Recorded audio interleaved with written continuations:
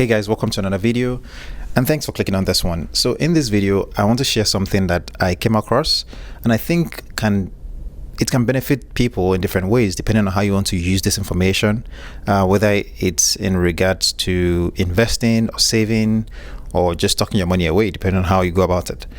But this came to me because I try to just play with some of these calculators to see how if I'm putting my money to use in the right way and in the right places. So what I did here is I went to the BLS, that's the Bureau of Labor Statistics, and you can put in there like CPI inflation calculator, and pretty much it's going to tell you, what a certain amount of money is worth as of the current time. So for example, I went in there and I put in $50 in January 2000, and as of July 2026, that $50, what I could buy in 2000, January 2000, what I could buy for $50, I would need to have $98.91 as of July 2026. So what does that mean? That means that your $50 has lost a lot of value, right, in terms of purchasing power. So if you had $50, even though the value might still say $50, guess what? When you take it to the market, it's going to be buying you something of maybe a lot less than that. Why? Because you need to have $98 to be able to buy the same things that you were able to buy for $50 back then. Now, and this brought up a question in mind, right? Even when you're investing, you have to realize that the stock market returns around 8% every year on average. Okay, you have to account that 2 to 3% of that amount goes towards inflation. So that means your 8% is down to anywhere from 7 actually I take it back, anywhere from 6 to 5% is where you are at ahead of inflation. So that's where you are, that's how you're beating inflation, about 5 to 6%. Then we need to account for maybe taxes, right? Because guess what? If it's unless it's a retirement account where you're not accounting for taxes right away, or if it's a Roth account where you don't have to pay taxes again, unless it's in those type of accounts. If it's a brokerage account, if it's a savings account, if it's any taxable account, then you will have to pay taxes on whatever the gains are.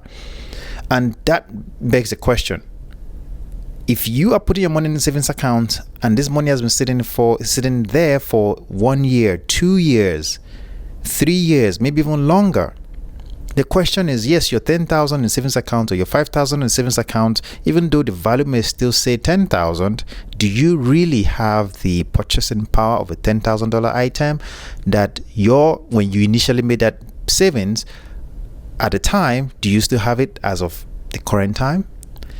Because as we know, inflation sits around 3.4 so percent as of now.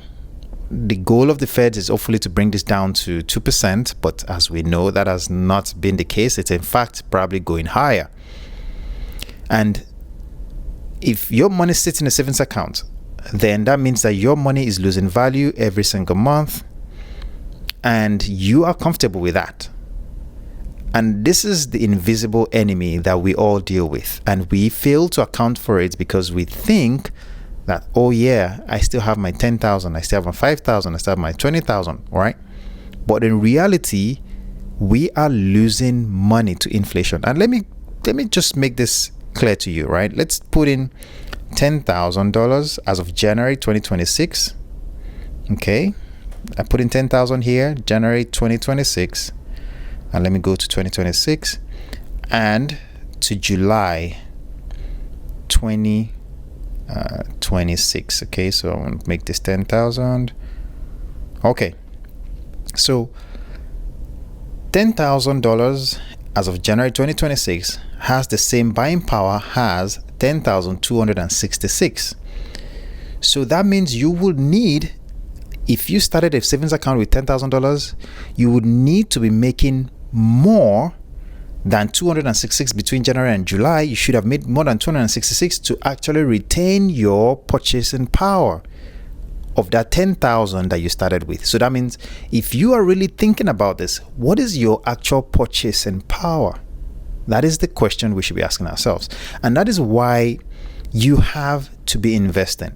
You have to be investing. You have to put your money into something that is giving you more than what the inflation is taking away. Because inflation is that unknown or unseen enemy, and every single day that goes by, we are trickling away money.